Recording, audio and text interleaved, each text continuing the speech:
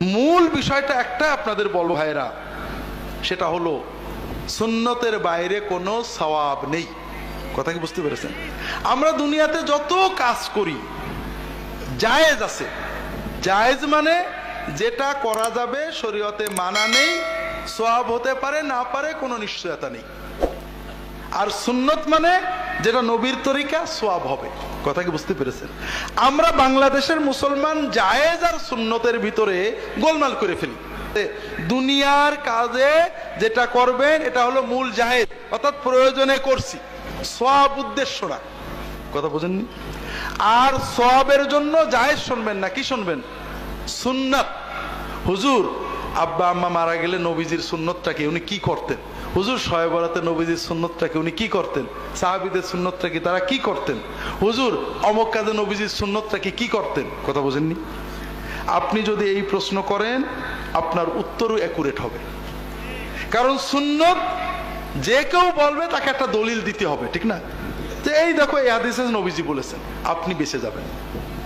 আর যখনই জায়েজ বলবেন দরজা অনেক লম্বা হয়ে যাবে। উনি এখানে বলার চেষ্টা করলেন বা বোঝানোর চেষ্টা করলেন যে সুন্নত ছাড়া কোনো সওয়াব নেই। আপনি যত আমল করেন যদি রাসূলের সুন্নাত অনুযায়ী না হয় তাহলে এর কোনো আমল পাবেন না।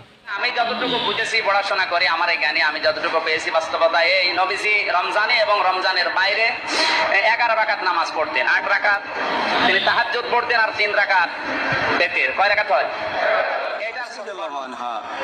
তিনি বলেছেন যে নবী যখন রমজান মাসে কিয়ামুল লাইল আদায় করতেন সবসময় 11 রাকাত করে তিনি নামাজ পড়তেন, 11 রাকাতের বেশি না।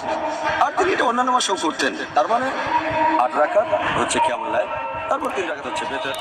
বিবি আম্মাজান আয়েশা সিদ্দিকা বলেন, সহিহ বুখারীর 1167 নম্বর হাদিসের বর্ণনা, 1147 নম্বর হাদিসের বর্ণনা, আবু সালামা রাহমাতুল্লাহি আলাইহি আম্মাজান আয়েশা সিদ্দিকাকে প্রশ্ন করলেন, আম্মাজান কাইফা কানা সালাতু রাসূলিল্লাহি সাল্লাল্লাহু আলাইহি ওয়াসাল্লাম ফি রমাদান? আম্মাজান নবীজির রমজান মাসের নামাজ কেমন ছিল একটু বলেন তো।